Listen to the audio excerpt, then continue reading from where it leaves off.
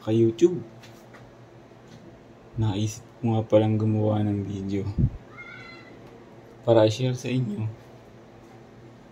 yung experience ko sa pag-crimp ng UTP cable para mapadali yung memorization ng color coding. So, hindi nyo na kailangang i-memorize yung bawat kulay. Familiarization lang sa grouping ng UTP cable sa loob. Kasi nung nag-aaral pa ako, yung first year sa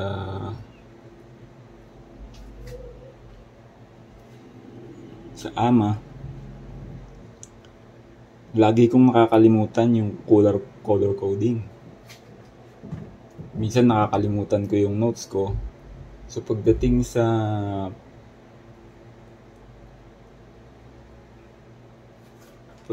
sa actual, nahirapan ako.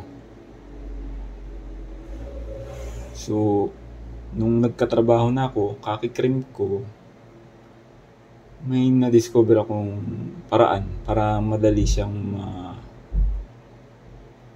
malaman kung tama yung color coding nang hindi mo namin i-memorize. So, start tayo. Meron ako ditong Cat6 Belden.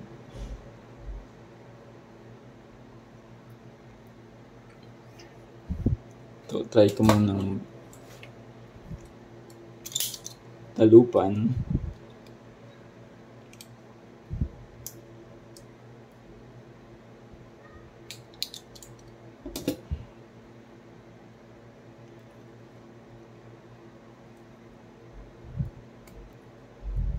Yan. Cat6. Ito siya.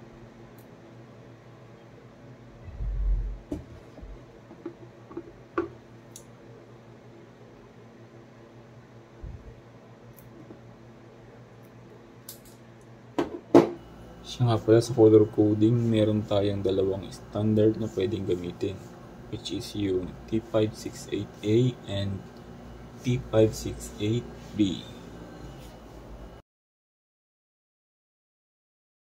So ito, dati hirap na hirap ako dito, color coding. Kasi magkaiba sila ng simula. Itong A nagsisimula sa green, ito namang B nagsisimula sa orange. Pero lahat sila nagtatapos sa brown.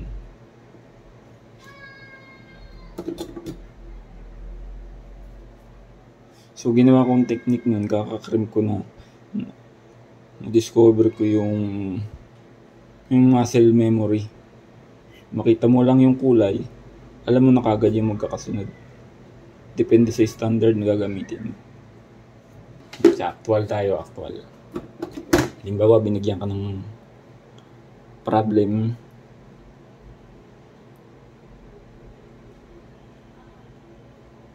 Tinetesting ka mag-crimp.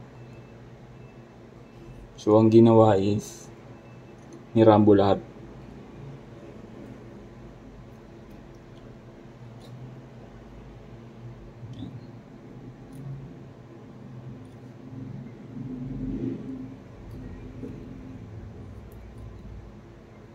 Itong ginagamit ko pang straight para hindi masira ang kuko.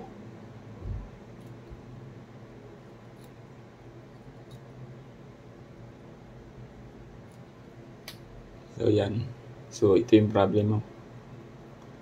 Binigay sa'yo ganito. Pato mo siya ngayon i-color coding. So ginagawa ko, lahat ng magkakagrupo, pinagsasama-sama ko muna. Yan.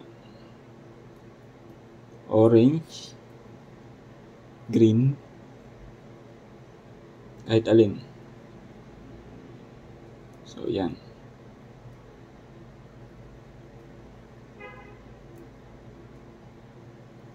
Magkakasama na sila.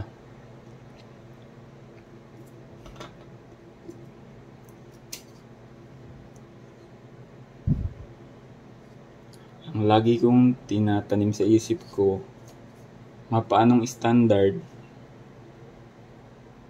laging nasa gitna si blue, laging nasa dulo naman sa kanan si brown. So, ang gagawin ko is B standard. Diba sa B standard ang nauuna is orange. Tandaan nyo na yun. Kasi ito lang din naman lagi ang ginagamit natin. B. So, white, orange.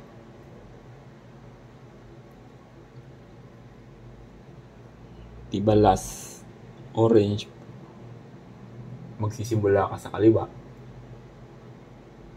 Orange. Sa kanan, brown.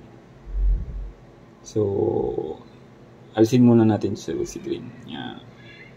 So, ang gitna, sabi ko kanina, is blue. So, ang gagawin ko,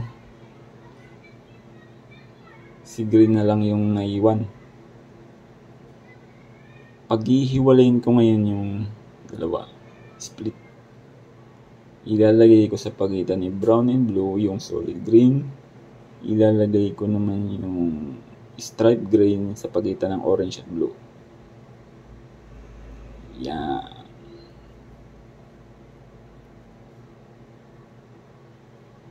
Ganyan siya. So, may napansin kayo. Yung blue is nagkadikit yung dalawang stripe.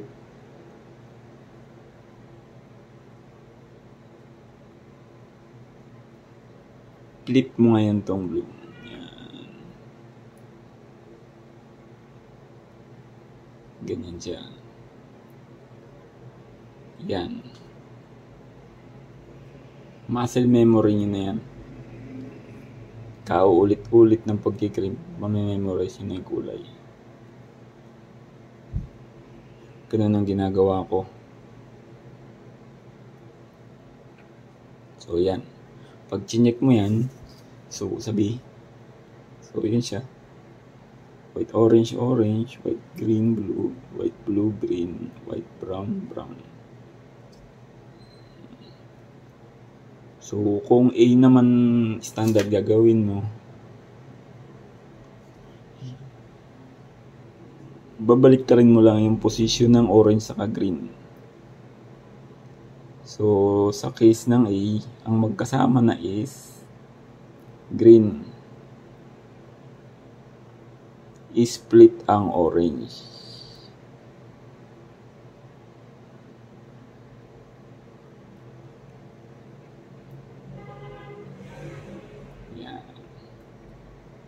Yan na ngayon. A na siya. So, since B tayo, B ang gagawin natin. Pinakita ko lang yung position ng A.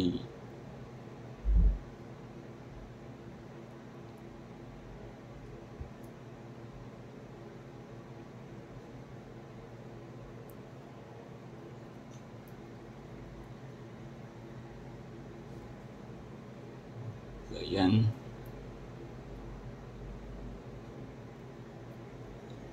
So, sa RJ45 natin, meron tayong pass-through. Ito pala pass-through. So, yan, pass-through. Tagos ang butas. Ito naman is non-pass-through. So, wala siyang butas. Ito yung pinakamahirap.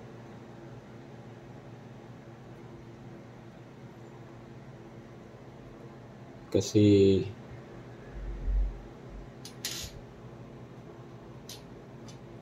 kaya siya mahirap. Ito pala. Yan, walang. Ito.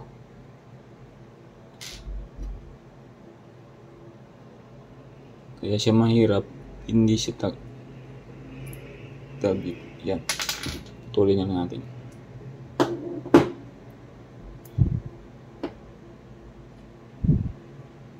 Sa pagkikrimp yan. So, dapat pasok yung jacket sa loob. Iwasan niyo yung ganitong pagkakakrimp. Madali mag-loose yan. So, dito, dapat pasok yung jacket. Tansyahin nyo na lang yung haba. Mostly, ginagawa ko is 10 mm or 1 cm. So, dito, 1 cm. Dito kayo mag-cut. Yan.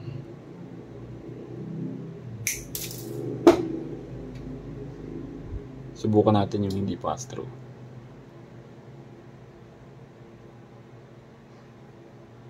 Kaya siya mahirap kasi mahirap i-check kulay kasi hindi mo nakikita sa kabilang dulo.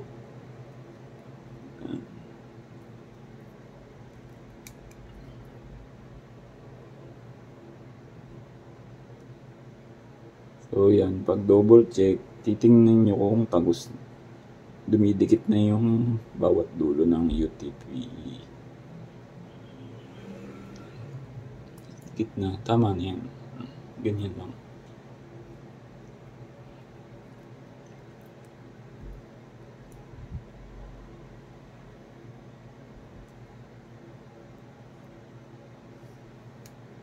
Unlike sa pass-through, sa pass-through naman,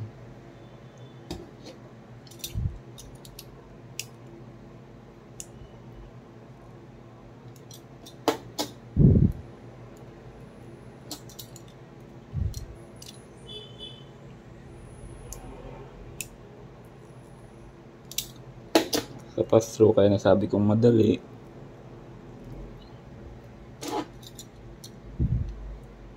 Kaya cutter ginagamit ko para tansyado ko na hindi masugatan yung laman. Kasi pag nasugatan niya, napuputol. Kakagalaw-galaw.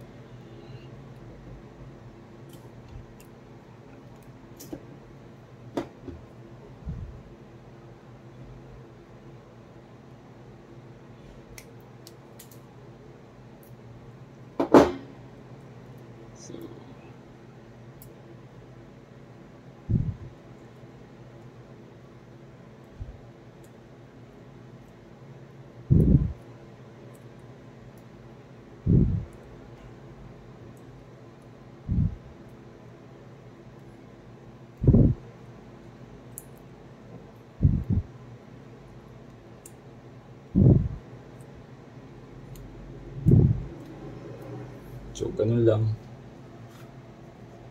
Lahat ng standard nagtatapos sa brown, white brown.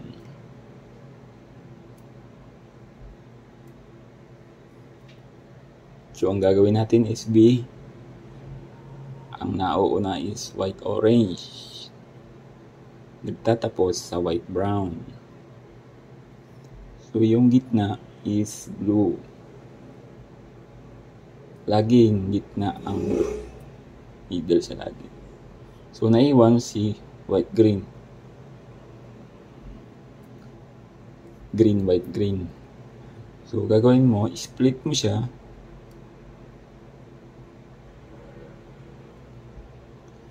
Yung solid na green, isama mo sa brown group.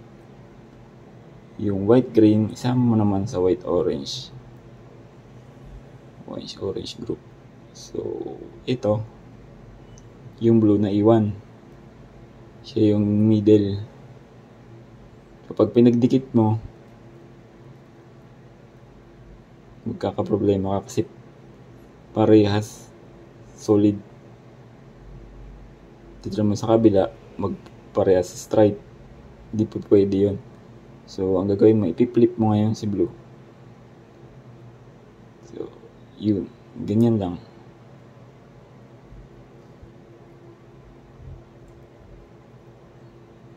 Pag tingin mo niyan, color coded na.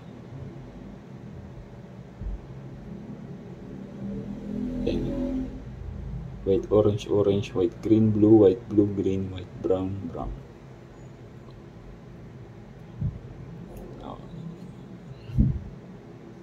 Dito ang kagandahan sa pass-through. Yung tinusok mong ganyan, hindi siya pass-through itong isa. Itong kagandahan sa pass-through, pag tinusok mong ganyan,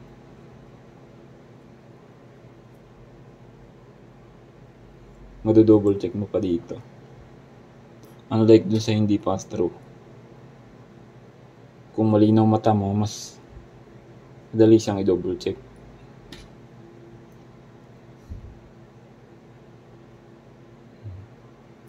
Pass-through pinakamadali. Meron pang isa, itong Belden type, nakahiwalay ang guide. Ganito naman siya. May sarili siyang guide. Ayan. So ang technique nito, huwag niyo isasagad yung ginagawa ng iba sagad. Ganyan. Nagkakaproblema yan. So, ginagawa ko, medyo angat. Yan. Maganda rin to kasi nado-double check mo kung tama bago mo ipasok dito sa ang Belden na RJ45. So, lagyan mo ng konting allowance, huwag mo isasagad na ganyan. Kailangan medyo ganyan.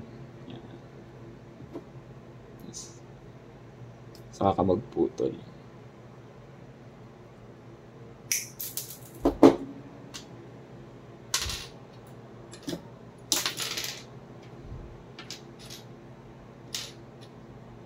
Ayan. Ito yung pang-Belden.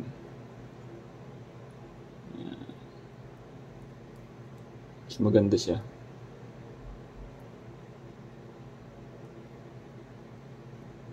So, may nalimutan pala ako. Minsan nilalagyan ko ng guide.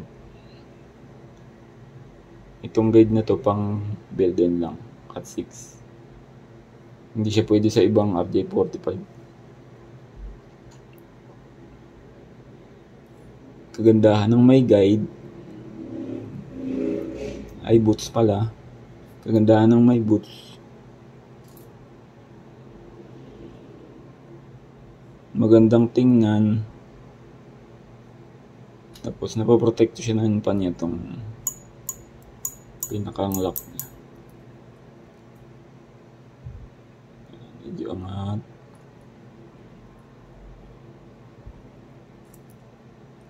Sorry, nabunot.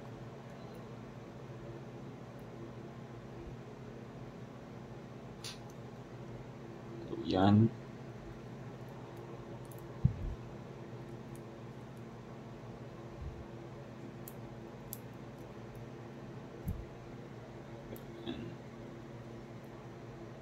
Lagay niya ito.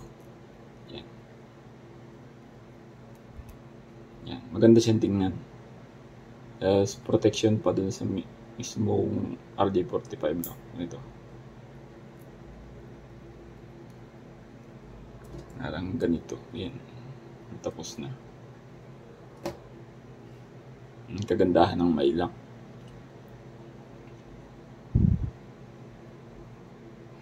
So, yun lang. Ulitin natin.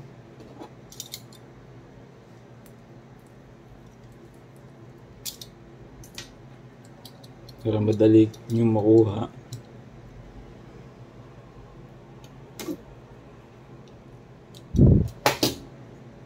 Kahit di nyo na i-memorize. Basta lagi nyo lang tatandaan ang blue laging ay ang brown laging nasa huli.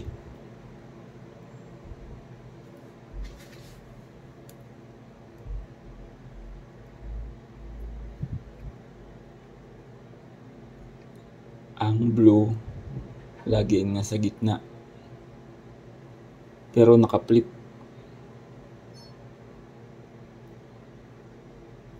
Unlike kay orange, laging nauuna stripe. Saka kay green. So, yan.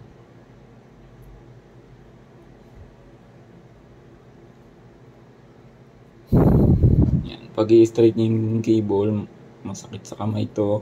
So, gagamitin niyo yung jacket. Pang straight. Yun.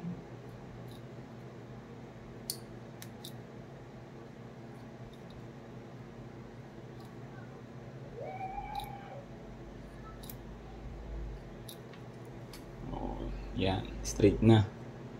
Yun, lagi nyo tatandaan. Last is brown. So, ang ikikrim natin ay B standard. Ang nauuna lagi doon is orange. White orange. White orange orange. And the last is white brown brown. Middle C, blue and brown. Ay, blue. Middle C, blue and white brown. So, naiwan si green. So, magkasama ba siya? Pag-ihiwalayin niyo siya, isasama niyo siya sa group ng orange at sa group ng brown. So, pag pinag-combine yan,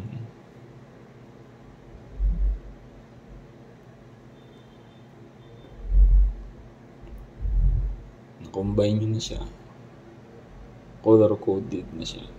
White orange orange, white green blue, white blue green, white brown brown.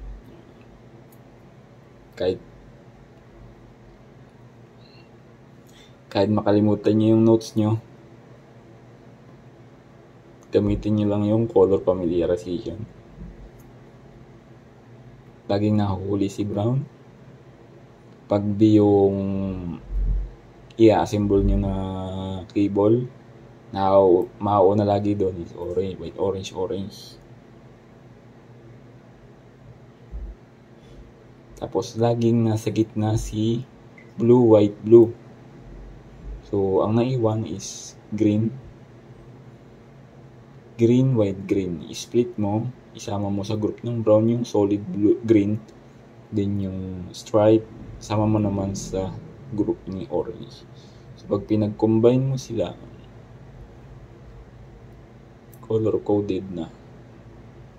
So kung A naman, same lang din, nahuhuli laging last C white brown, middle C blue white blue, then sa A standard ang nauna is white green. So si orange na nga yung pumulit sa position ni green. So split mo rin yung orange, yung white orange isama mo sa group ni green, yung orange isama mo naman sa group ni brown. So pag pinag-combine mo sila,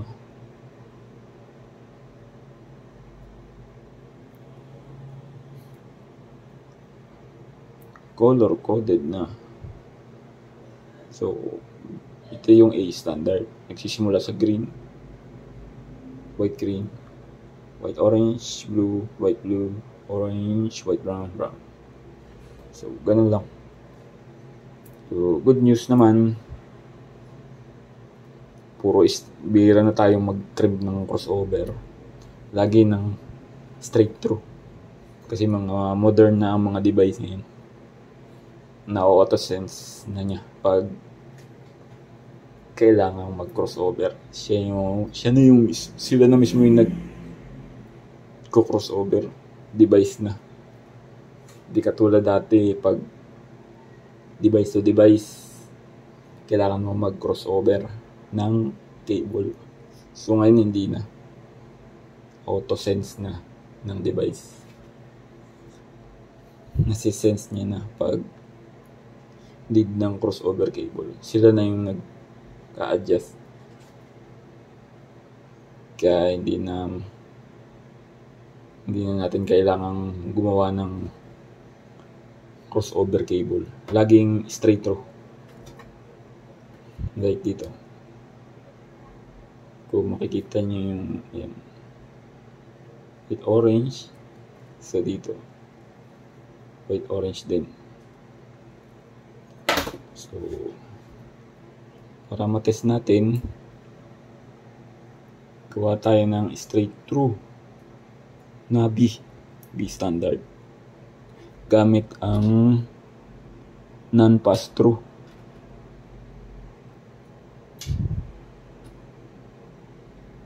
Ito, non-pass through, dalawa. Recommended ko sa mga nagpa-practice pa lang, mag-practice kayo dito sa non-pass through para mahasa kayo ng husto.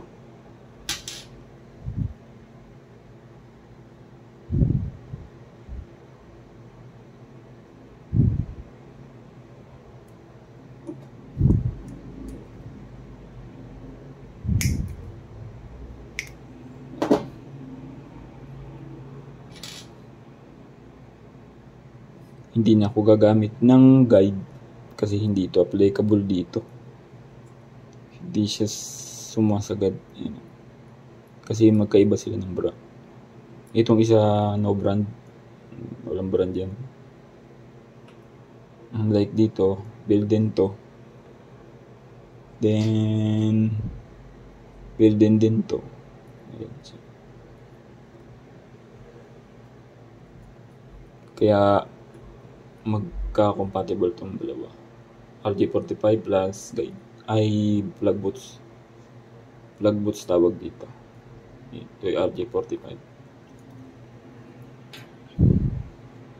Dito naman yung pinakamurang plug boots rubber. Ito yung madalas na ginagamit sa installation. Pero kung gusto mo maganda yung pagkaka-install, ito yung maganda gamitin. Maganda siyang tingnan. So case ngayon, gamit tayo ng non-pass through. Ito is D-Link brand. Maganda rin to, klaseng RJ45. Tamang practice lang sa pag-crimp ng non-pass through. Kaya mas maganda itong pag-practicean.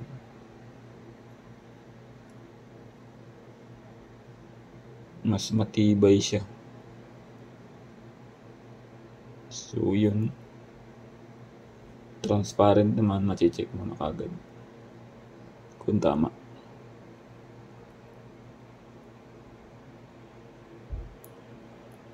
So white orange, white green, blue, green, white brown. Yan. Tapos double check kung touch, kung abot na ba sa pinakang dulo. Abot na.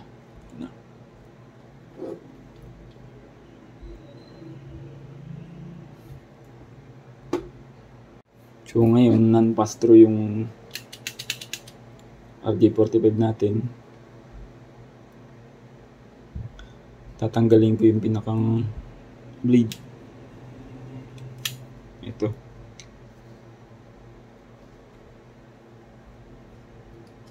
Kasi non-pass through yung RJ45.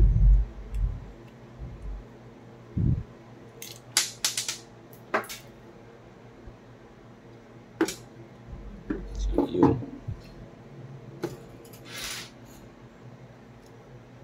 So ito. Saka recommended ko rin tong ganitong klaseng pang crimper. Kasi handy siya, maliit lang. Halos isang palad lang.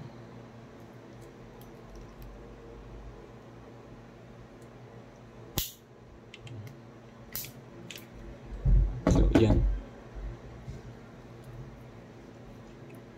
Same lang din dito. So ito naka-A. Balik. Since B yung ginamit ko rito, B rin dapat dito. So, lagi niyong tandaan, pag B, white orange ang nagsisimula. I-split ang green, middle ang blue, white blue, last ang brown. white, brown. Yun yung B.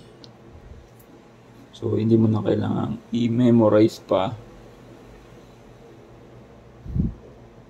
ang color coding. Makita mo lang yung kulay. Alam mo na kagad kung anong standard. Ito, non-pass-through. Ay, hindi pala yan. Pwede.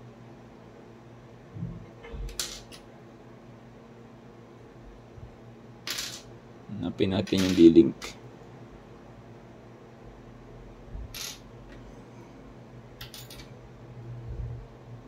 Ito, D-link, non-pass-through.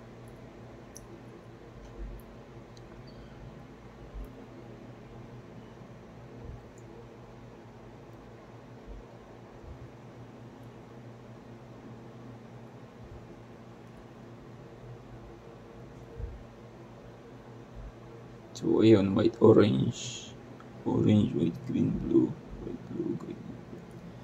Yun. Titingnan nyo lang kung kapag kumikinang na, ibig sabihin okay na yun. Umabot na rin sa pinakang hangganan. Yun ang ginagawa ko sa non-pass-through. Pag kuminang na, dikit na yun doon sa pinakadulo. Pwede mo na siyang i-crimp. Yan. So, pag tinest natin, ito, network.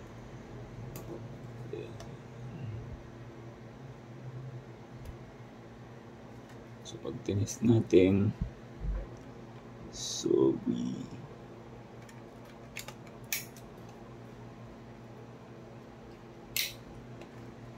So, ayan, 1, 2, 3, 4, 5, 6, 7, 8.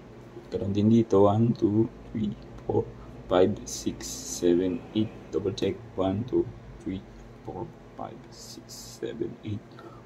1, 2, 3, 4, 5, 6, 7, 8. Yun lang. Yun lang po at maraming salamat sa panonood. Ganun lang po yung technique namin pag nag-crimp. No need mo nang i-memorize. Basta familiar ka sa kulay. Yan lang po at maraming salamat.